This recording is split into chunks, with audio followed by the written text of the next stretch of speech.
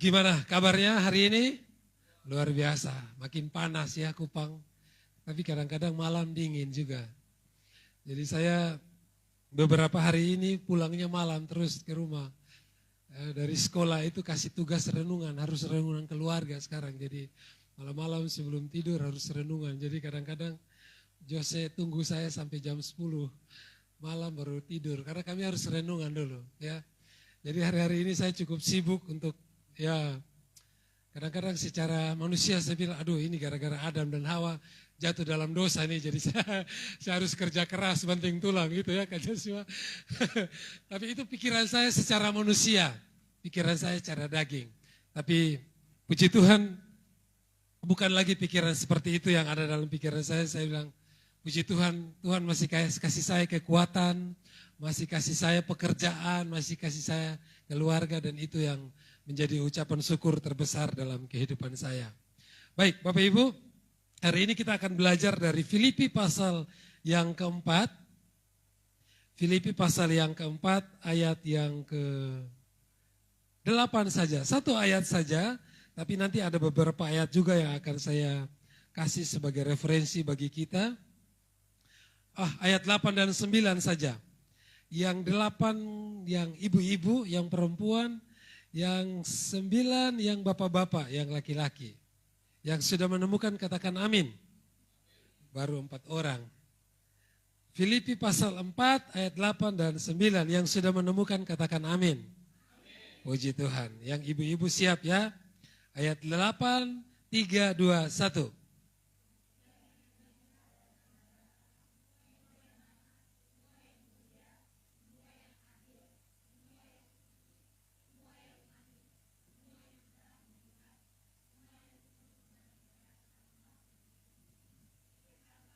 Yang bapak-bapak, yang laki-laki 3, 2, 1. Dan apa yang telah kamu pelajari, dan apa yang telah kamu terima, dan apa yang telah kamu dengar, dan apa yang telah kamu lihat padaku, lakukanlah itu. Maka Allah sumber damai sejahtera akan menyertai kamu. Amin. Baik, Bapak Ibu. Jemaat di Filipi ini adalah jemaat yang luar biasa. Mereka itu baik hati, mereka banyak menolong Paulus dalam pelayanannya.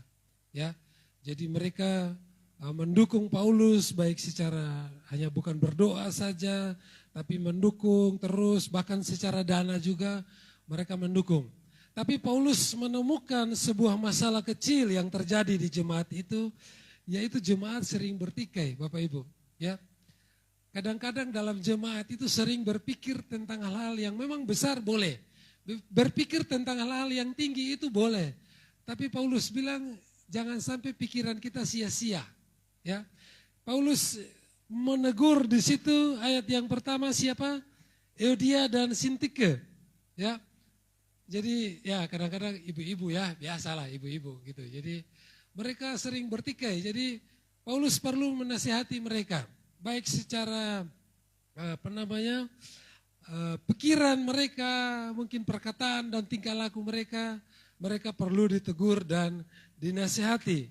Nah, jadi ayat atau bagian ini adalah nasihat yang luar biasa dari seorang Paulus, bagaimana supaya mereka menjaga pikiran mereka. Bapak Ibu, saya begitu mendengar Pak Billy bahwa ini adalah tema umum dari gereja kita, dari GBI, saya bilang, wah ini tema yang menarik, saya senang bahas tentang tema ini, Bapak Ibu. Seorang guru belajar psikologi juga, tentu dokter juga belajar psikologi. Psikologi itu penting sekali. Saya senang bahas tema ini. Bagaimana kita merubah pola pikir kita, mindset kita. Jadi pagi hari ini saya ingin mengajak kita, mari kita berpikir yang benar. Minggu lalu Bapak Pendeta Billy sudah ungkapkan kepada kita tentang bagaimana orang yang overthinking, ya. Nah, overthinking itu juga terjadi kepada Euodia dan Sintike ini di dalam jemaat. Jadi, wah Bapak Ibu saya bilang bahwa jadi gembala itu tidak gampang. Waduh, jadi gembala itu, wah jemaat itu kan pikirannya bukan cuma satu. Ya macam-macam pikirannya. Dan untuk menyatukan pikiran banyak orang itu sangat sulit Bapak Ibu. Itu baru pikiran ya, belum hatinya, belum perasaannya, belum tindakannya menyatu. Aduh sangat susah sekali. Jadi Bapak Ibu, jangan bilang pendeta tuh enak, pendeta gampang. Waduh, susah sekali Bapak Ibu. Ya, jadi saya sendiri sebenarnya panggilan menjadi gembala itu baru berapa persen ya. Ini saya jujur kepada Bapak Ibu, mungkin baru 20%. Ya, 80%-nya saya masih pengajar saja gitu. Karena panggilan sebagai gembala itu harus totalitas Bapak Ibu.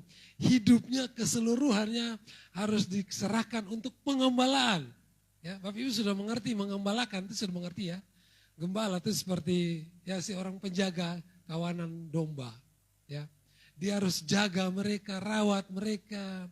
Mungkin ada satu domba yang nakal yang suruh jalan ke sini, dia jalan ke sini. Aduh, itu pusing sekali Bapak Ibu. Apalagi pemimpinnya, ya. Dia orang yang berpengaruh di dalam jemaat. Kalau dia sudah miring, dia sudah serong, tidak sepemahaman dengan gembala. Wah, itu repot sudah Bapak Ibu. Ya, itu kita mau bawa ini jemaat kemana lagi. Ya, jadi Bapak Ibu, pagi hari ini mari saya ajak kita, mari kita berpikir yang benar. Boleh naik saja Bapak Ibu. Bapak Once, Bapak Monce. Nah, berpikir artinya menggunakan akal budi untuk mempertimbangkan nalar, memecahkan masalah dan membuat keputusan, melibatkan manipulasi informasi dalam pikiran dan ingatan untuk memahami dunia, merencanakan tindakan. Inilah proses kognitif tingkat tinggi yang fundamental bagi manusia untuk belajar, membentuk konsep dan mencapai pemahaman. Wah, ini bahasanya ilmiah sekali. Ya, tapi kita coba sederhanakan. Jadi berpikir sudah pasti melibatkan otak atau pikiran kita. Ya. Jadi sekali lagi, kalau kita nggak sekolah, kita nggak berpendidikan, sudah otomatis kita nggak bisa mengalami proses ini, Bapak Ibu. Jadi sekali lagi, saya sebagai guru, saya mau bilang bahwa sekolah itu penting. Saya dan istri baru merekrut pegawai dari daerah sana. Saya nggak mau sebut namanya, nanti kalau ada yang dari sana nanti tersinggung lagi. Jadi saya bilang saya cari pegawai 2 orang, lalu dengan semangat datanglah mereka, lalu saya wawancara, oke, dia mau kerja dengan bayaran sekian dan dia mau, oke, besok mulai kerja ya. Dan Bapak Ibu, apa yang bikin saya kaget ketika sedang bekerja, saya ambil kertas suruh dia tulis dan dia bilang, Pak, saya tidak bisa tulis. Lalu saya bilang, coba baca ini. Pak, saya tidak bisa baca juga. Loh, lalu saya bilang, lah ini gimana sudah ini. Lagi bekerja, ini sementara bekerja nih Bapak Ibu. Dan pembeli sudah banyak. Ya udah saya tulis, saya bacakan, kamu hitung. Pak, saya juga tidak bisa hitung. Bapak Ibu, saya mulai pusing. Saya bilang, waduh ini gimana ini? Ya, ini saya bilang, waduh. Ya, seperti yang terjadi, saya nggak bisa berkata-kata lagi. Dan akhirnya saya bilang, Tuhan tolong kasih saya hikmat supaya saya tenang, supaya saya bisa berpikir yang baik. Akhirnya saya bilang, ya sudah, hari ini kamu selesaikan pekerjaan kamu. Saya bantu kamu, saya ambilkan sebuah HVS kosong dan saya mulai suruh dia belajar menulis saat itu juga. Bapak. Betul, saya suruh dia tulis angka 100 sampai 1000, lalu 10.000, 20.000. Saat itu juga saya bilang kamu tulis kalau kamu mau bekerja. Dan dia mulai menulis. Ya. Lalu saya ajarkan kata ini, dia mulai menulis dan teman-teman tidak bisa juga Bapak Ibu. Ya, umur 18 tahun. Saya bilang, wah bagaimana kamu bisa bekerja? Dan itu yang terjadi Bapak Ibu. Banyak yang seperti itu. Di kota Kupang ini masih banyak. Artinya di NTT ini masih banyak. Bapak Ibu, akan sulit kalau kita tidak bisa melibatkan kognitif atau pikiran kita. Bagaimana kita bisa menjadi orang yang produktif. Ya, ini masih awal. Ya, jadi kira-kira sederhananya seperti itu. Berpikir itu penting Bapak Ibu. Ya, berpikir itu sangat penting. Kadang-kadang saya dan istri juga sulit kalau komunikasi, kalau pikiran kita tidak sama. Ya, bagi Bapak Ibu atau bukan Bapak Ibu, teman-teman yang mau menikah, cari teman yang seimbang. Seimbang itu dalam hal pikiran juga, mungkin dalam hal pendidikan. Jangan sampai suami S3, S5, istri enggak tamat S1, SD juga tidak tamat. Wah, itu tidak seimbang, Bapak Ibu. Nanti dalam keluarga pasti akan terjadi percecokan dan sebagainya. Seimbang dalam hal lagi, mungkin hal ekonomi, mungkin dalam hal visi dan misi itu juga penting. Ya, tentu mungkin dulu Pak Billy waktu mau melamar Cici mungkin dia tanya, saya pendeta, terima enggak? Ada loh Bapak Ibu wanita-wanita hari ini yang nggak mau terima suaminya pendeta. Aduh saya nggak mau, ya nanti saya nggak bisa make up yang cantik, nanti jemaat nyinyir terus begitu. Nanti saya nggak bisa pakai barang mewah, nanti jemaat bilang, wih pakai uang jemaat, itu kan repot gitu, ya pasti itu dialami oleh banyak ibu-ibu pendeta gitu, ya. Kenapa? Karena penyesuaian satu pikiran itu sangat susah, Bapak Ibu. Karena itu mari saya ajak kita hari ini. Mari berpikir yang benar. Boleh next, Bapak Onjep. Ya, jadi memiliki pikiran yang benar adalah hal yang sangat penting karena pemikiran yang benar menentukan perasaan dan tindakan. Tadi yang saya bilang, suami istri. Ya, mungkin lagi pacaran sekarang juga seperti itu. Satu visi, satu misi itu sangat penting, Bapak Ibu. Waduh, kalau suami punya pikiran yang lain, suami itu kan kepala rumah tangga. Dia kapten kapal lah istilahnya, ya bahtera rumah tangga kan. Kalau suami maunya ke sini, arah ke sini, tapi istri maunya arah ke sini, nggak akan ketemu, Bapak, nggak akan ketemu. Terakhir kita ombang-ambing di atas laut, ya. Bapak Ibu bisa lihat hari-hari ini banyak rumah tangga yang terombang-ambing, nggak tahu siapa kaptennya, ya. Suami panglima, istri pang-enam, ya kan, beda. Jadi tetap istri berkuasa, waduh itu repot Bapak Ibu. Berkat Tuhan mengalir melalui seorang imam. Imam itu seorang kepala rumah tangga. Jadi tetap harus tunduk kepada seorang kapten. Biar kapten yang pimpin rumah ini. Istri kasih pendapat. Ya, Pak Kapten kalau bisa seperti ini. Ya tolong seperti ini. Tapi tetap yang mengambil keputusan adalah kapten. Karena dia pemimpinnya. Dia yang diberi otoritas oleh Tuhan untuk mengambil keputusan. Sekali-kali mungkin keputusannya salah, mungkin nyasar lalu tabrak badai, tapi seorang penolong disiapkan Tuhan. Siapa dia? Seorang istri. Ya, itu tugas kita. Jadi satu visi, satu pikiran, satu pemahaman supaya rumah tangga kita, bahtera kita berjalan ke arah yang benar. Ya, next. Jadi Bapak Ibu begitu penting sekali. Nah, seorang penulis buku yang terkenal Eleanor Roosevelt, ini seorang istri mantan presiden Amerika Serikat. Dia bilang bahwa ada 3 tipe cara orang berpikir. Ya, yang pertama pikiran kecil itu membicarakan tentang orang, fokusnya orang. Lalu pikiran yang sedang itu membicarakan peristiwa-peristiwa, kejadian. Lalu pikiran yang besar itu membicarakan gagasan. Bapak Ibu, siapakah kita?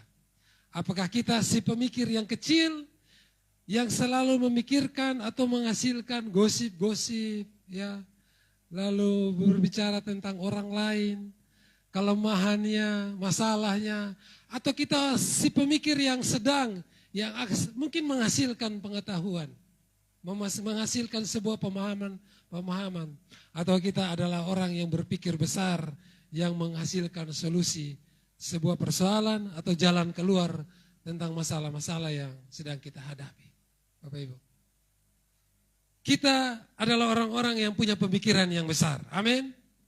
Alkitab mengatakan Kejadian pasal yang pertama, next saja.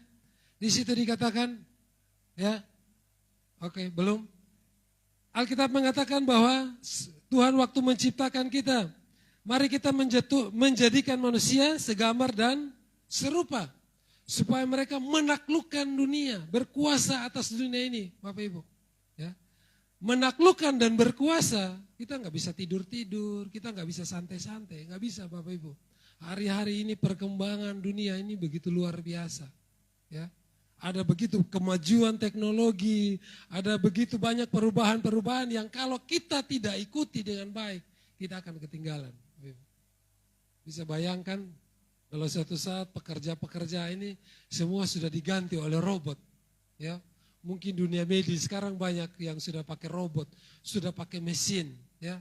Bahkan smartphone yang Bapak Ibu pegang hari-hari ini, di situ ada logo AI kan, ya. Semua ada sekarang. Coba Bapak Ibu klik, wah itu pintar sekali. Bapak Ibu mau cari apa, mau bikin apa, semua ada di sini, ya. Semua ada di sini. Kalau kita tidak ikuti, kita akan ketinggalan, Bapak Ibu. Jadi sebelum memberkati kita, Tuhan harus merubah pola pikir kita. Bangsa Israel waktu mereka dibawa keluar dari tanah Kanaan, sebelum mereka mendapatkan apa yang dijanjikan oleh Tuhan, mereka perlu dirubah pola pikirnya dulu. Mereka perlu dirubah pemahamannya dulu, bahwa kamu akan masuk ke sebuah tanah perjanjian. Di sana Tuhan yang berkuasa, bukan kamu yang berkuasa. Bapak Ibu, mereka dibawa keliling-keliling, putar-putar selama 40 tahun. Semata-mata hanya untuk merubah pola pikir mereka. Semata-mata hanya untuk merubah pemahaman mereka tentang Tuhan itu sendiri. Tapi semuanya, atau bahkan Bapak Ibu baca kisahnya bahwa hanya 2 orang yang masuk. Dari generasi yang keluar dari tanah Kanaan itu, ya, saya ulangi. Dari generasi mereka yang keluar dari perbudakan itu hanya 2 orang yang masuk ke tanah perjanjian. Siapa mereka? Yosua dan Kaleb. Semua yang sisanya mati semua di padang gurun. Wow. Karena mereka tidak mau merubah pola pikir mereka. Jadi Bapak Ibu, pagi hari ini saya mengajak kita, mari kita merubah pola pikir kita. Jadi begitu pentingnya, begitu luar biasanya sebuah pola pikir yang benar tentang Tuhan. Nah, berubah pola pikir itu ada di Roma 12 ayat 2. Karena itu berubahlah oleh pembaharuan budimu. Ya, supaya kamu bisa, apa di situ dikatakan? Membedakan manakah kehendak Allah, mana yang baik dan mana yang berkenan kepada Allah. Jadi merubah pola pikir itu penting sekali. Hari-hari ini orang kalau kecewa, orang kalau marah, yang mereka salahkan adalah Tuhan. Aduh Tuhan, kenapa begini? Aduh Tuhan, kenapa begitu? Tadi saya bilang, aduh, ya kerja keras itu capek juga ya. Waduh, tiap hari saya kadang-kadang pulang jam 11, tapi kalau saya lakukan dengan sukacita ya kadang-kadang enggak. Pulang lihat anak-anak sehat, pulang lihat wah kekuatan tambah ada lagi, jadi saya senang. Tapi kalau orang capek, dia pasti dia salahkan Tuhan. Ya. Karena apa? Pemahaman yang kurang. Karena pengetahuan yang kurang bahwa kadang-kadang pola pikir kita seperti itu. Di beberapa waktu yang lalu saya sudah pernah sharing, saya bilang ke istri saya, kalau suatu saat misalnya tiba-tiba Tuhan kasih saya uang 10 miliar. Dalam keadaan saya seperti sekarang ini, mungkin saya akan jadi orang yang mungkin saya suka main judi mungkin. Atau mungkin saya main perempuan, saya selingkuh. Karena saya belum siap baik secara pemikiran maupun mental. Itu yang Tuhan ingin rubah kita dulu sebelum Tuhan kasih berkat, Bapak Ibu. Kenapa mereka dibawa putar-putar bangsa Israel? Supaya mereka dikasih pemahaman dulu bahwa kamu akan dapat berkat yang besar. Karena kita seperti itu Bapak Ibu. Begitu dapat uang yang banyak, ya mulai orang kupang bilang mata hijau ya kan. Beli ini, bikin itu, kasih ini, tiba-tiba pikir uang sudah habis. Karena apa? Kita belum punya pemikiran yang benar. Bapak Ibu. Ayub 3 ayat 25-26. Segala ketakutan dan kekhawatiran yang kita rasakan akhirnya benar-benar terjadi di dalam kehidupan kita. Ayub bilang, apa yang aku takutkan itulah yang menimpa aku. Karena itu bergantung dari pikiran Bapak Ibu. Kita tidak punya pikiran yang benar atau kita tidak mengenal Tuhan secara benar. Maka kita akan berpikir seperti apa yang dikatakan oleh Ayub. Bahwa kadang-kadang apa yang aku takutkan itulah yang menimpa aku. Ya. Nah, next. Boleh next saja. Ya. Nah, Bapak Ibu, jadi kita masuk ke poin yang pertama. Pikiran yang benar akan menjadikan kita yang pertama pribadi yang positif. Ya. Jadi membuat kita menjadi pribadi yang positif. Orang percaya adalah orang yang optimis. Melihat kesempatan di dalam kesempitan. Kadang-kadang ada masalah, kita berpikir, aduh, kayaknya tidak ada harapan lagi. Waktu Yosua, Kaleb dan 10 orang pengintai lainnya, mereka diutus untuk melihat atau mengintai tanah Kanaan. Ya. Yang 10 punya pemikiran yang lain, yang 2 punya pemikiran yang lain, jadi tidak sama. Mereka melihat sebuah peristiwa, tapi mereka punya pemikiran yang lain, Bapak Ibu.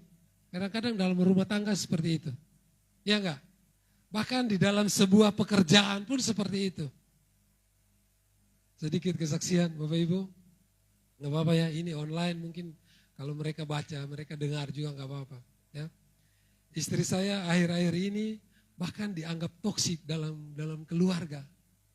Jadi saya pikir begini, maksudnya bukan dalam keluarga, di dalam pekerjaan maksud saya. Bapak Ibu, sebaik-baiknya kita itu bisa jadi antagonis buat orang lain. Percaya saya. Sebaik-baiknya kita itu tetap jadi antagonis buat orang lain. Orang akan memandang kita, melihat kesalahan kita, bahkan mencari-cari kesalahan kita. Jadi apa yang dikatakan Alkitab bahwa mereka akan memusuhi kita ketika kita mengatakan kebenaran. Mereka akan mencoba menyingkirkan kita. Mereka akan mencoba membuat kita tutup mulut. Sudah, kalau omong benar, sudah diam sajalah. Ya. Bapak Ibu, siapa yang ditembak kemarin di Amerika? Ada yang baca peristiwanya? Seorang anak muda yang luar biasa. Ya, dia seorang pembicara, dia mengatakan kebenaran. Wow, dia berani melawan arus Bapak Ibu di Eropa hari-hari ini. Dia menentang aborsi, dia menentang LGBT, bahkan dia membela kekristenan luar biasa di depan umum. Dia berani berdiskusi, berdebat langsung dengan orang-orang yang ateis. Ya, dia masih muda. Saya mungkin lebih tua dari dia, umur dia masih 30-an. Dia orang yang luar biasa. Ya, saya ikuti semua video-videonya. Tapi terakhir Bapak Ibu, waktu dia lagi berdebat dengan banyak orang dan dia bukan dibunuh. Kata orang Amerika, dia dieksekusi. Ditembak dari jarak yang sangat dekat. Wow, dunia berduka. Banyak orang-orang Kristen yang berdoa. Banyak komunitas-komunitas hari ini yang berdoa. Jadi Bapak Ibu, pemikiran yang menurut kita benar hari-hari ini, buat dunia itu pemikiran yang salah. Wow. Bapak Ibu sendiri berbeda di tempat yang salah hari-hari ini menurut dunia. Kita dianggap gila. Kita dianggap kamu ini siapa? Kita akan disingkirkan. Kita akan menjadi orang yang asing buat mereka hari-hari ini Bapak Ibu. Jadi kalau Bapak Ibu ikut Tuhan, Bapak Ibu menyatakan kebenaran, Bapak Ibu punya iman kepada Tuhan, Bapak Ibu akan dianggap gila hari-hari ini. Jadi pemikiran yang seperti itu sudah tidak dipakai lagi oleh dunia. Karena apa? Karena kita punya pemikiran yang positif. Sikap yang positif mampu membuat kita melihat karya Tuhan yang luar biasa, yang indah di tengah situasi yang negatif.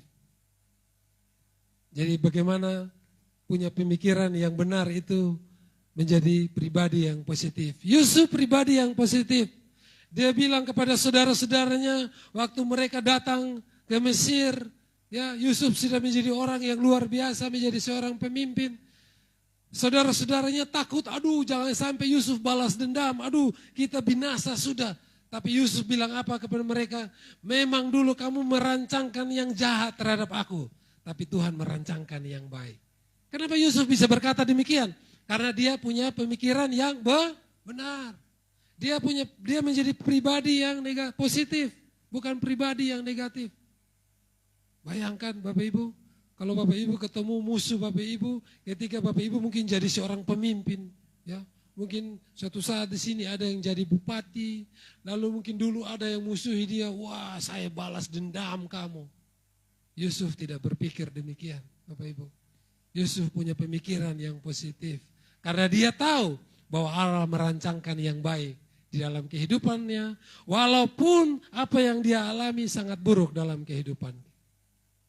Jadi pagi hari ini poin yang pertama yang ingin saya kemukakan kepada kita, mari kita menjadi pribadi yang positif kalau kita punya pemikiran yang benar.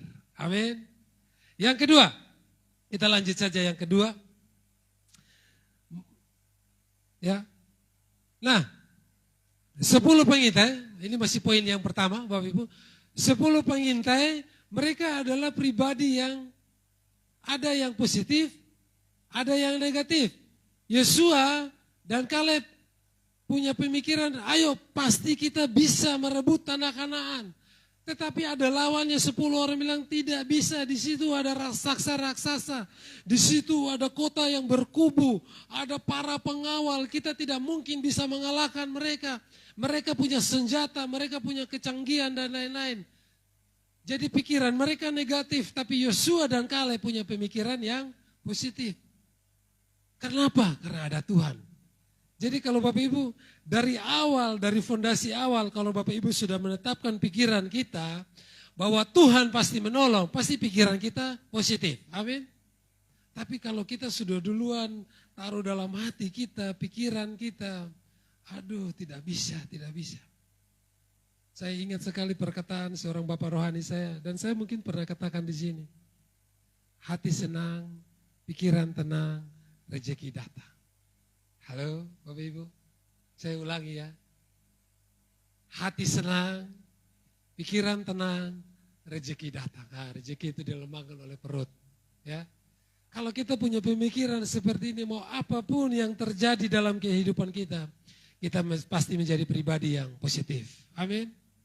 Ya, lalu yang berikut, ya, kita mau jadi orang yang selalu menyalahkan orang lain, atau kita menjadi pribadi yang oke, saya bertanggung jawab. Karena ini yang saya lakukan, ini kesalahan karena saya mau tanggung jawab. Saya tidak menjadi pribadi yang, oh ini karena dia yang ngomong begini makanya saya ikuti dia. Kadang-kadang kita seperti itu, ya enggak? Ya. Siapa? Adam menyalahkan Hawa. Adam mengingkari kehadirannya sebagai seorang imam, seorang pemimpin. Lalu dibilang, oh itu karena Hawa yang kau tempatkan di samping saya. Karena dia berhasil digolong oleh si ular. Ya. Atau kita menjadi orang yang takut terhadap perubahan. Atau menjadi orang yang siap terhadap perubahan yang ada hari-hari ini. Banyak orang yang takut perubahan loh. Ya. Mereka tidak siap menerima perubahan yang terjadi. Misalnya besok nyaman dengan ini. Ini su enak, begini sesudah. Ya, beta mau berubah lagi. Waduh, kita ketinggalan Bapak Ibu. Kita tidak akan terpakai lagi kalau kita tidak mau terima perubahan. Tidak mau minta maaf atau mau minta maaf. Nah, ini juga pikiran loh Bapak Ibu. Banyak loh, ya. Aduh, minta maaf itu susah sekali. Sangat sulit. Padahal minta maaf itu apa sih susahnya? Ada orang yang mau minta maaf tuh kadang-kadang dia bilang, aduh kalau minta maaf itu harga diri jatuh nanti. Aduh nanti orang anggap remeh beta. Padahal kalau mau minta maaf itu, ya orang kagum loh, wih dia bisa minta maaf ya. Padahal dia kan orangnya terkenal begini, tapi dia mau minta maaf. Sebenarnya kita lebih diagung-agungkan lagi. Tapi kalau kita salah lah, minta maaf lah, orang akan omong kita loh Bapak Ibu. Dia akan membicarakan kita di belakang, di mana saja. Dia tuh jampi deg-degan dia. Kita mau jadi orang yang enggan memuji orang lain, atau kita mau menjadi orang yang senang memberikan pujian. Nah ini pribadi juga loh Bapak Ibu. Siapa yang sulit memuji orang lain? Siapa yang sulit menerima kalau orang lain lebih berhasil dari dia? Saya ingat kata Pak Gilbert Louis Mondeng. Kalau ada orang yang berhasil di atas, belajarlah dari dia.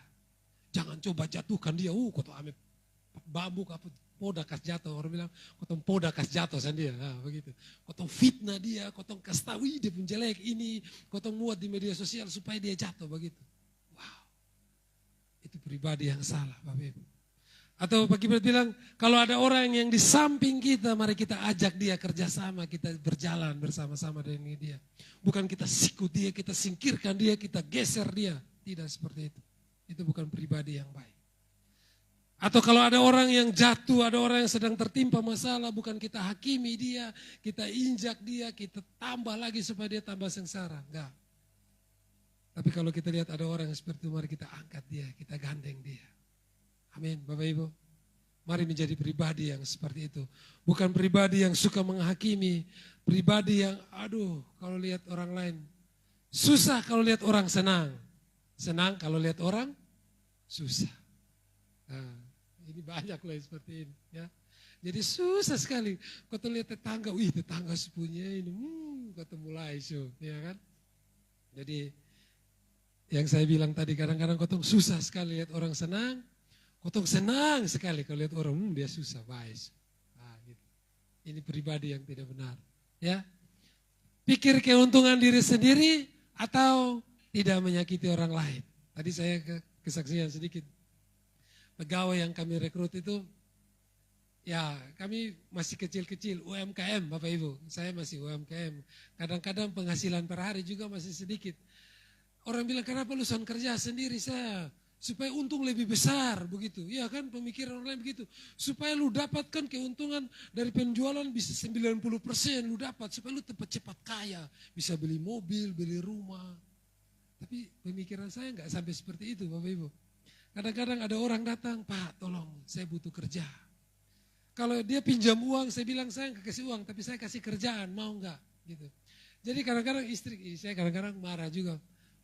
Dia kerja enggak seberapa, jangan bayar juga seperti itu. Artinya pekerjaannya harus seimbang dengan gajinya gitu. Ya, jangan kerja santai-santai tapi gaji tinggi. Tapi saya orangnya tegaan Bapak Ibu. Kadang-kadang kalau dia butuh ya saya kasih gitu. Yang kita sepakatnya gaji sekian, tapi kadang-kadang bulanan saya kasih lebih gitu. Ya, karena dalam hati saya adalah memberkati dia, menolong dia. Ya, kalau mencari keuntungan ya. Waduh, tiap hari saya kerja sendiri. Boleh, saya kerja sendiri masih bisa Bapak Ibu. Tapi kadang-kadang kalau saya kerja sendiri, kalau pulang sakit gimana? Ya, kadang-kadang Jose itu kadang-kadang gak mau tidur sebelum saya pulang. Wah ini bahaya juga. Jadi saya cari cara, gak apa-apa saya untung sedikit, tapi saya bisa perhatikan anak-anak saya. Itu yang saya taruh dalam pikiran saya. Buat apa saya cepat kaya, tapi pulang anak sampai ketemu saya lagi dia sudah tidur, besok bangun saya sudah kerja, ya, dan jarang ketemu saya. Buat apa? Ya, saya tidak ketemu dengan lebih baik saya untung sedikit, tapi saya bisa main sama anak-anak saya bisa doakan mereka, mungkin saya bisa ceritakan dongeng buat mereka sebelum mereka tidur. Itu lebih baik. Ya, Bapak Ibu, kita memilih kita mau jadi orang seperti apa. Bicara fokus kepada diri sendiri atau bertanya kabar orang lain. Jangan menjadi apa? Self-centris gitu. Maunya saya saja, ya. Jadi pengen berpusat kepada diri sendiri, ya. Tapi tidak mau peduli kepada orang lain, ya. Istri saya kadang-kadang suka kalau jalan-jalan kita lagi di mall, kadang-kadang saya suka senyum dan salaman dengan orang lain. Siapa sih maksudnya? Sok kenal, sok dekat gitu. Saya orangnya seperti itu Bapak Ibu. Pernah ketemu di mana ya? Lalu kami ngobrol, tanya kabar, sehat nggak gitu. Saya orang yang seperti itu, ya. Jadi kadang-kadang harus bisa meluangkan waktu, ya, untuk tanya kabar orang lain, untuk tahu keadaan orang lain. Ya kadang-kadang itu orang dunia bilang kepo sekali. Nggak apa-apa, ya. Itu bukan salah. Saya perbaiki sekali lagi. Kalau dunia bilang itu kepo, Alkitab bilang itu hal yang baik. Bapak Ibu, bahkan dengan senyum sedikit saja kita kasih ke orang lain. Mungkin orang lain bilang, aduh hari ini saya lagi susah, tapi lihat lu senyum, bepu hati juga jadi baik. Ya. Jadi kita itu belajar manner. Orang bilang manner itu apa ya, manner istilahnya Pak Billy, saya lupa ya. Tata krama. Ya. Salaman dengan orang itu harus minimal 3 detik. Coba praktekkan ke pasangannya atau teman kiri kanannya. Gak apa-apa Bapak Ibu. Coba praktekkan, hitung 3 detik. Harus 3 detik loh, itu manner itu. Jangan sampai hanya sentuh, lepas sudah. Waduh, halo. Itu bukan manner yang baik loh Bapak Ibu. Minimal 3 detik. Jangan sampai senyum. Gitu. Itu bukan manner yang baik, saya bilang. Jadi sekali lagi, jadi pribadi yang orang lain kalau nggak ada kita nggak ramai, gitu. Kita jadi orang yang ditunggu-tunggu, dia datang. Jangan sampai, dia datang, yuk bubar. Ini masalah. Ini pribadi yang bermasalah, Bapak Ibu. Ya, diam-diam ini orang lain gagal ya sudah tadi ya. Senang kalau orang lain susah, susah kalau orang lain berhasil gitu. Ini bahaya juga. Ya, next. Ya. Oh ya, yang kedua, pikiran yang benar menjadikan kita pribadi yang kreatif. Berpikir kreatif adalah kemampuan untuk melihat sesuatu masalah dan sesuatu dari sudut pandang yang menghasilkan ide yang baru, yang unik, yang orisinal, serta menemukan solusi yang inovatif untuk tantangan yang ada. Nah, jadi pribadi yang kreatif itu pribadi yang melihat segala sesuatu seperti ini, ya. Memang kita beda-beda karakter orang, ya, Bapak Ibu. Di waktu-waktu yang lain saya bilang ada yang mungkin sanguin, ya. Sanguin ini orang yang senang dengan masalah. Sanguin ini pribadi yang kalau dia jalan, dia ketemu masalah, dia ketemu batu yang besar, dia senang, iya ada batu. Lalu dia main-main dengan batu ini, dia loncat-loncat. Karena dia tipe orang yang kalau nggak rame itu dia nggak bisa sendiri. Dia nggak bisa diam, seorang tipe orang sanguin. Dia senang, mungkin kantor terlalu sepi dia bikin masalah apa supaya rame begitu. Kadang-kadang dia suka usil seperti itu, ada. Tapi Ibu akan menemukan tipe orang yang seperti itu. Tapi kalau ketemu orang seperti itu jangan langsung dicap negatif. Wah ini orang otak bermasalah. Jangan, ya, jangan. Karena nggak ada mereka, nggak rame. Ya. Jangan ketemu satu di dalam keluarga ini semua flegmatik semua. Flegmatik itu pendiam saja, senyum secukupnya, kerja secukupnya, berkata secukupnya. Karena menurut dia itu nggak penting. Basa-basi itu tidak penting buat orang flegmatik. Tapi kalau orang sanguin, basa-basi itu penting sekali Bapak Ibu, ya. Jadi kita beda-beda karakter. Kalau flegmatik ketemu bukan flegmatik, kolerik. Kolerik kalau jalan lalu dia ketemu masalah, dia ketemu batu yang besar. Dia mulai pikir, aduh ini siapa yang taruh batu di sini, kok jahat sekali. Aduh orang kok tega banget sih taruh batu, aduh ini masalah berat sekali. Ini batu ini kayaknya nasib selesai sudah. Kalau ini batu sudah bisa tergeser. Jadi orang sanguin lebih meratapi masalahnya, membesar-besarkan masalah, atau ingin supaya orang lain mengalami hal yang sama juga, ingin supaya orang lain tahu dia perasaan sekali. Itu orang yang melankolik tadi, ya. Atau mungkin dia tipe orang yang sanguin, kolerik, ya yang tadi melankolik, yang sedih itu. Kalau kolerik itu dia datang dilihat ada masalah. Oh oke, ada masalah nih. Dia mulai pikir bagaimana caranya supaya ini batu dikasih pinggir. Lalu dia mulai cari orang. Yuk bantu yuk. Jadi dia son kerja, dia suruh orang lain juga bisa. Karena dia orang yang dia pemimpin, tipe pemimpin. Dia mulai kayak angkat hitung ya 1, 2, 3. Dia berdiri jauh-jauh dia hitung gitu. Orang lain yang angkat sebenarnya, ya. Jadi kira-kira kolerik itu seperti dia pemikir, dia penyelesaikan masalah. Tapi mungkin yang ketiga tadi, yang keempat tadi flegmatik tadi. Dia jalan, dia ketemu masalah. Lalu bilang, oh ada masalah di jalan sini, oke cari jalan lain, selesai. Ya, dia simple, dia nggak neko-neko. Jadi kalau Bapak Ibu, kalau ada masalah, Bapak Ibu punya masalah, jangan cerita ke yang sanguin, ya.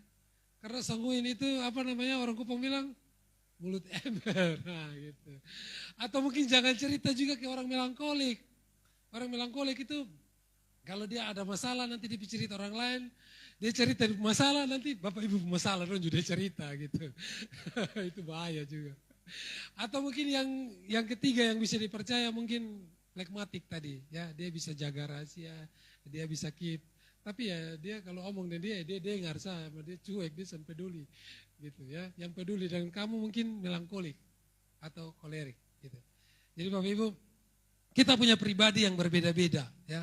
Kita bisa kreatif tergantung siapa kita. Kita bisa melihat sebuah masalah dengan cara pandang kita tersendiri. Ya enggak? Mungkin ada orang yang kayak saya penjual es krim. Ya saya berdoa Tuhan jangan hujan doh. Jangan hujan, tapi kasihan petani di sana dia berdoa Tuhan kirim hujan doh, kirim hujan doh. Jadi seolah-olah berlawanan, ya enggak? Seolah-olah berlawanan. Tapi bagaimana caranya saya yang punya cara pandang yang benar, pemikiran yang benar, saya melihat sebuah kesempatan di dalam sebuah masalah atau kesempitan yang terjadi. Oh kalau hujan ya sudah produksinya dikurangi sedikit saja. Karena Kupang ini hujannya enggak 2 hari, 3 hari ya kan. Kadang-kadang dia hujan, dia berhenti, dia hujan. Hujan pun kadang-kadang masih panas juga. Kalau di Kupang ini hujan juga orang masih makan es krim saya lihat. Ya. Jadi saya enggak sampai berdoa Tuhan jangan hujan. Enggak, saya tega sekali. Kasihan para petani, mereka berdoa supaya hujan turun, lalu saya juga berdoa supaya hujan turun. Berarti siapa pemikiran yang sudah benar sekarang? Sikap hati kita. Amin. Mari kita menjadi pribadi yang kreatif, ya. Jadi sekali lagi kalau kreatif itu jangan tergantung dengan keadaan begitu, ya. Jangan bilang kayak pegawai saya kalau dia nggak ada uang ya dia jalan kaki loh, ya. Dia jalan kaki dari Kelapa Lima itu tiap hari. Saya bilang kan kamu bisa berpikir kreatif, ya. Apa kayak misalnya apa ya? Saya bilang ya kamu kasbon dulu. Kadang-kadang saya mau kasih dia uang juga. Kalau dia pulang sudah malam, kan Kupang sekarang angkot kadang-kadang jam 7, jam 8 sudah ada lah. Saya kadang-kadang sudah ini uang naik ojek atau saya pesankan Maxim, ya, supaya dia kalau capek dia pulang naik Maxim gitu, ya. Jadi harus berpikir kreatif, jangan sudah berserah, ya. Orang bilang udah hidup ini mengalir saja, jangan nanti tenggelam, ya. Hidup ini harus kreatif, amin. Nah, next, ya, pribadi yang kreatif adalah manusia yang, nah, tadi saya bilang tadi, Kejadian 1 ayat 27 dan 28 tadi. Manusia diciptakan untuk menaklukkan bumi, menguasai bumi ini, ya. Bukan hanya tidur lalu bermimpi Tuhan saya jadi orang hebat, saya jadi pemimpin. Aduh mau sampai kapan kita bermimpi. Ya, kalau kita tidak kreatif, kita tidak mengusahakan sesuatu. Jadi sekali lagi Bapak Ibu, kita manusia diciptakan dengan bentuk yang luar biasa, dengan pemikiran yang luar biasa. Ya. Para ahli bilang otak manusia ini kalau dibikin dalam bentuk hardware, itu panjangnya bisa ratusan kilometer. Kalau dibentuk dalam sebuah komputer itu komputernya besar ratusan kilometer kata para ahli. Karena kita manusia punya otak ini luar biasa, jenius loh Bapak Ibu. Ya, mungkin Bapak Ibu saya kasih contoh kalau jalan-jalan di mall lalu ketemu ya otak Bapak Ibu itu kan screening wajah orang ya. Kita orang bilang scan bahasa canggihnya. Lalu Bapak Ibu bilang, waduh ini orang kita pernah ketemu di mana, nanti otak mulai searching ya. Dia mulai kalau nah, oh ini nama ini, dulu ini teman TK nih. Oh, siapa yang masih ingat teman TK angkat tangan? Ya, ada yang masih ingat teman TK-nya? Wah kalau setua mungkin dulu sudah ada TK ya. Dulu saya nggak ada TK. Saya ingat teman SD saya masih ingat. Ya, itu berarti otak kita luar biasa, ya nggak? Jadi sekali lagi saya bilang bahwa kita diciptakan dengan sebuah pemikiran yang luar biasa. Tapi kadang-kadang Albert Einstein bilang orang di dunia ini atau Indonesia manusia tuh hanya menggunakan 2% otaknya. Wow. Berarti 80% disia-siakan loh. Bapak Ibu. Ada sebuah film yang saya pernah nonton. Ada orang yang bisa memaksimalkan otaknya 60% saja. Itu film bilang dia bisa perintahkan rumah untuk pindah hanya dengan pemikirannya. Karena otak dia bekerja maksimal hanya 60%. Wow, itu berarti otak kita ini sebenarnya luar biasa. Ya. Orang banyak yang jenius. Kira-kira 2 tahun lalu kita digemparkan oleh seorang anak kecil dari mana ya? Dari daerah Amarasi. Lalu dia menang olimpiade di luar negeri. Dia bilang karena makan marungga. Gitu. Jadi orang Kupang dipaksa semua makan marungga. Oh, orang Kupang mana mau makan marungga? Sudah ada yang mau. Dia bilang marungga itu makanan hewan, ya kan? Jadi sebenarnya kita diciptakan dengan pemikiran yang jenius. Tapi kita tidak mau maksimalkan, kita malas. Ya, kita malas berpikir. Saya justru sekarang disuruh kuliah, saya justru malas. Karena apa? Karena S2 80% textbooknya bahasa Inggris. Aduh bahasa Inggris lah, bahasa Indonesia saya ada jatuh bangun, apalagi bahasa Inggris lah. Jadi ya itulah, kita malas memaksimalkan pemikiran kita. Ya, jadi bagaimana kita mau menaklukkan dunia ini? Bagaimana kita menjadi penguasa, mau mengusahakan dunia ini? Kalau kita tidak menjadi pribadi-pribadi yang kreatif. Ya. Saya lihat ada YouTube, bagaimana orang-orang di Cina itu mengajari anaknya. Jadi kalau anaknya malas, nanti dia orang tua bawa 2 benda. Yang satu bawa smartphone, yang satu bawa batu bata. Jadi dia kasih pilihan. Lu besar, lu mau yang mana, lu pilih, lu tentukan sekarang. Ya, lu mau yang smart work atau hard work. Itu dia dikasih pilihan. Kalau lu mau maksimalkan lupa otak, ya lu jadi tukang batu.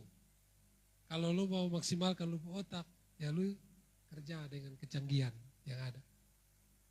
Sepupu saya sekarang tinggal di Jakarta, dia kuliah 2 universitas sekaligus. Ya. Sekarang dia menjadi seorang auditor, dia auditor Mall of Indonesia, Beach Walk Bali, kemudian Tunjungan Plaza Surabaya, dia auditornya. Gajinya sudah mau 30 juta per bulan. Kerjanya dari mana? Di rumah saja. Ya. Saya bilang, kamu ini kerja apa? Saya waktu datang ke Bekasi, tetangga yang mau pilih, ya, saya datang ke Bekasi, ke Harapan Indah, saya lihat dia cuma pakai celana pendek, kamu lagi apa? Lagi kerja. Loh, kok kerja begini? Ya, santai saja. Karena kerja pakai otak saja. Santai kerja fisik lagi. Wow.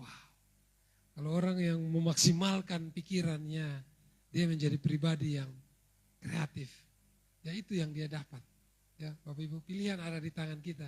Kita mau maksimalkan pemikiran yang Tuhan kasih kita dengan begitu luar biasa. Atau kita mau pendam, kita mau kubur, atau kita mau sia-siakan di dalam kehidupan kita. Mazmur 119 ayat 97. Orang yang cinta firman Tuhan, berkreatif dan penuh dengan hikmat. Coba buka Mazmur 119 ayat 97 dan sampai 100. Kita baca bersama-sama. Bapak bisa tolong. Jadi Bapak Ibu, bagaimana kita menjadi orang yang bijaksana, berakal budi, berpengertian, itu ternyata menjauhkan kita juga dari kejahatan. Ya.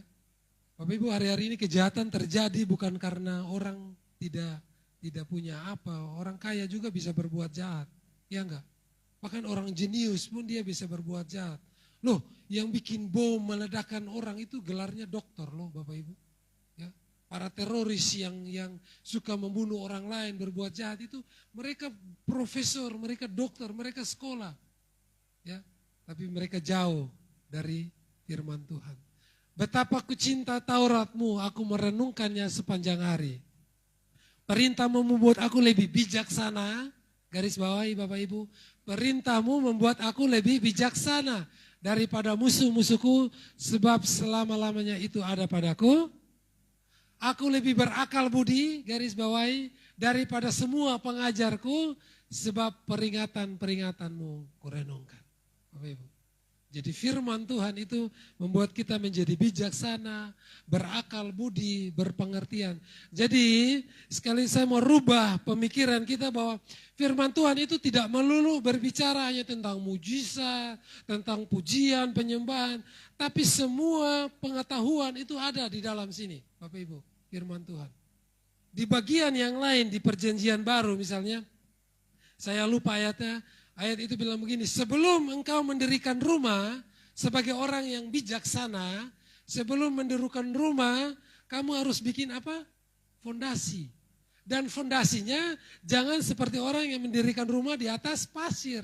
Karena ketika badai datang, rumah itu akan roboh.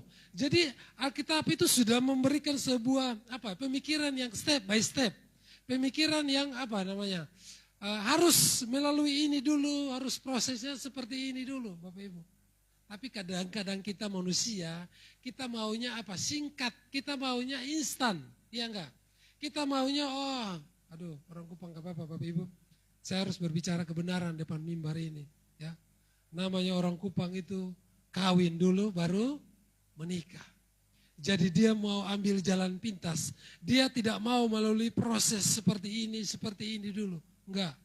Ya. Saya berani ngomong seperti ini karena saudara-saudara saya juga seperti itu.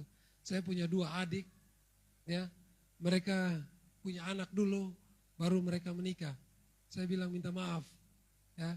Kalau kalian gak bertobat, kalian gak sungguh-sungguh minta ampun sama Tuhan, tidak ada berkat Tuhan di dalam kehidupan kalian. Ya. Saya ngomong ke mereka seperti itu. Tuhan sudah kasih step by step buat kita, kita ikuti tata caranya, ya. Saya punya sebuah kalimat untuk kita. Bukan kita tidak berhasil, bukan kita tidak kadang-kadang orang kalau berdoa mungkin dia tagih janji, Tuhan janji. Bukan kita tidak berhasil atau apa, kita yang terlalu terburu-buru. Iya enggak sih? Kadang-kadang ketong berdoa tuh ketong maunya cepat, Tuhan jawab, sudah Tuhan tolong, sudah. Kita tidak mengikuti step by stepnya Tuhan. Banyak rumah tangga yang hancur karena pemikiran seperti ini Bapak Ibu. Ya.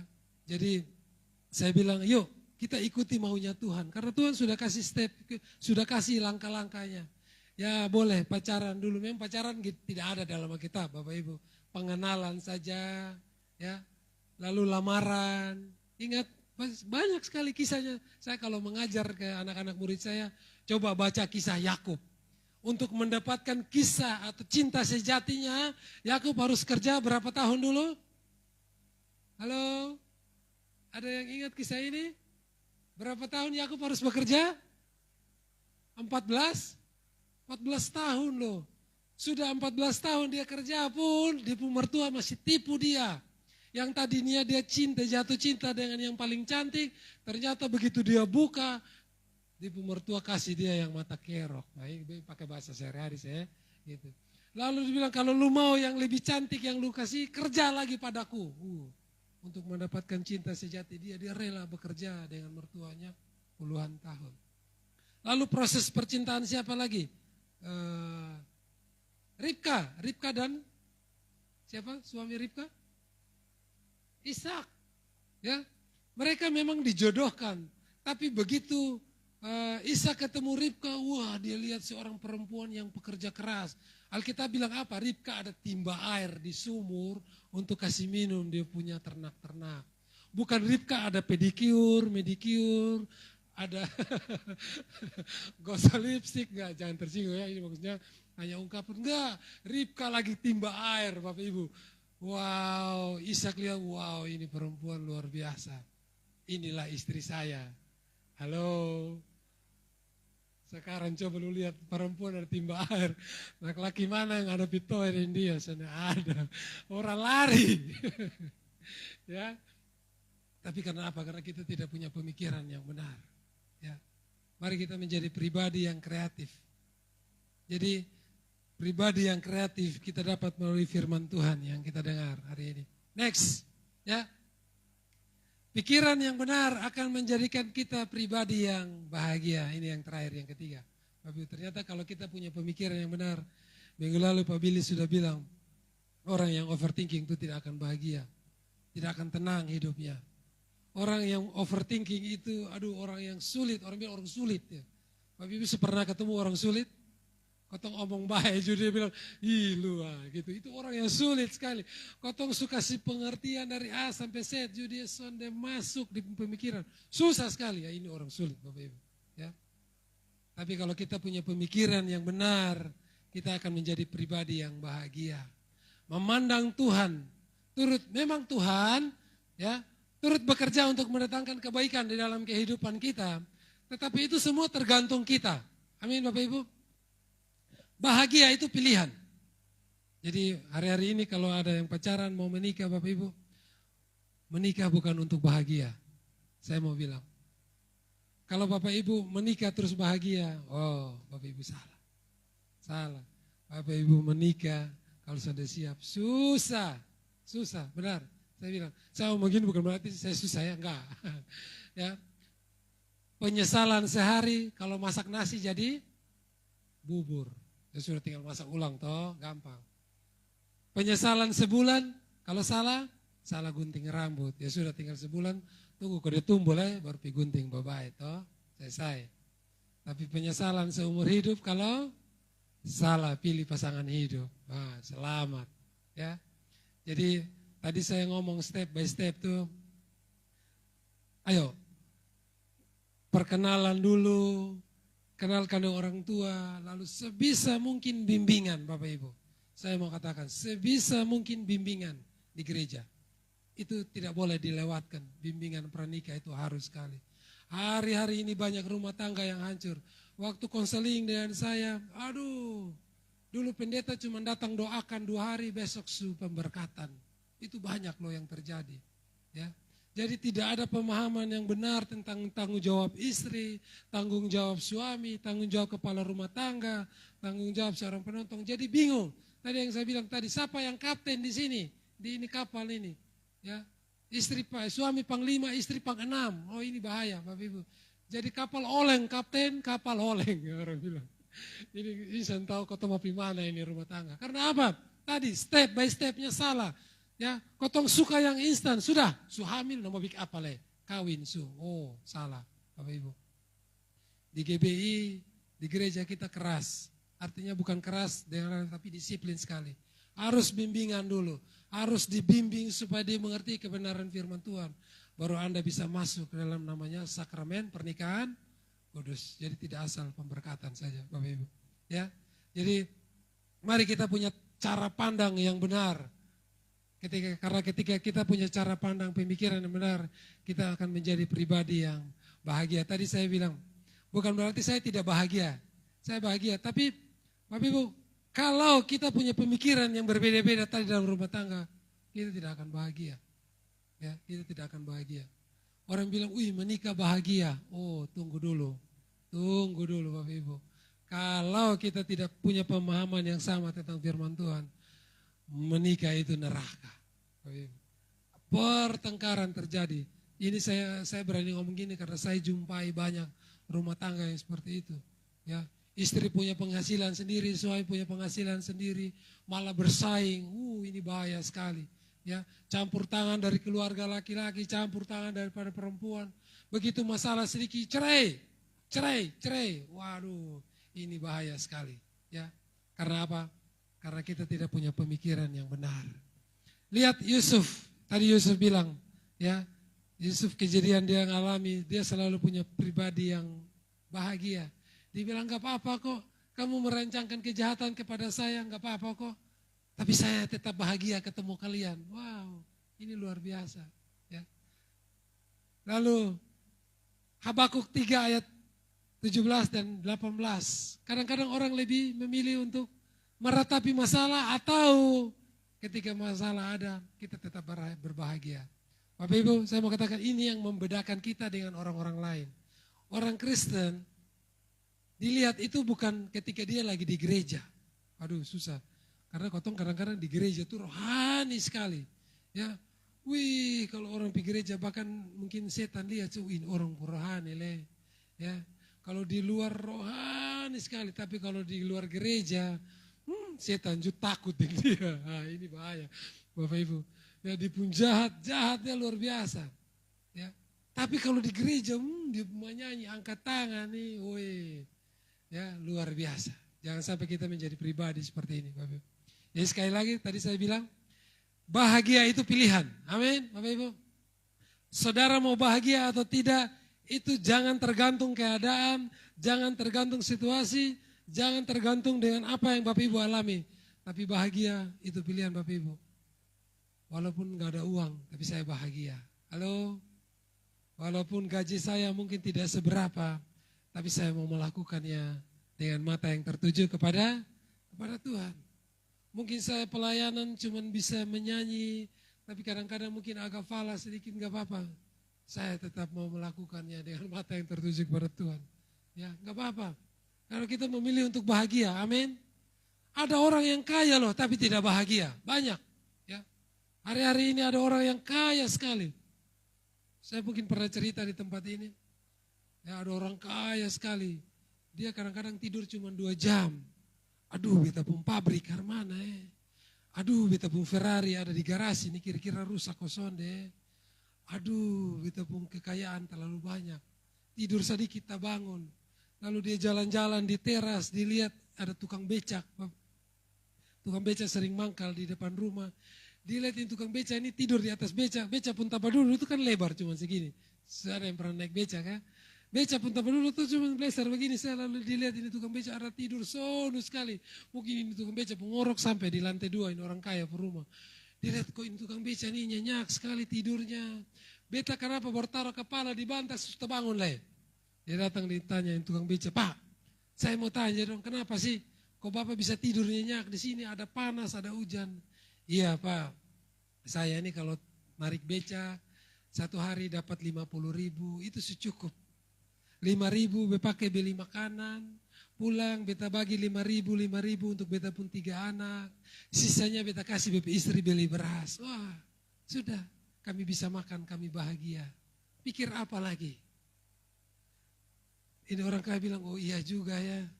Ya, ini orang kaya masuk di dalam, dilihat ada uang 1 juta, dia mau memberkati ini tukang beca karena tukang beca suruh sharing dan dia dilihat ini tukang beca susah juga. Lalu dia kasih uang 1 juta. Sekarang tukang beca yang bisa tidur. Karena dia pulang dia ingat di uang 1 juta, beta beli apa Nah Bapak Ibu, dan sampai kau menjadi pribadi yang seperti itu. Bahagia itu pilihan kita, amin. Apapun yang terjadi dalam kehidupan kita, kita tetap memilih menjadi pribadi yang berbahagia, amin. Cara pandang kita menentukan kebahagiaan atau tidak kebahagiaan. Jadi pagi hari ini Bapak Ibu saya ingin mengajak kita, mari kita merubah pola pikir kita.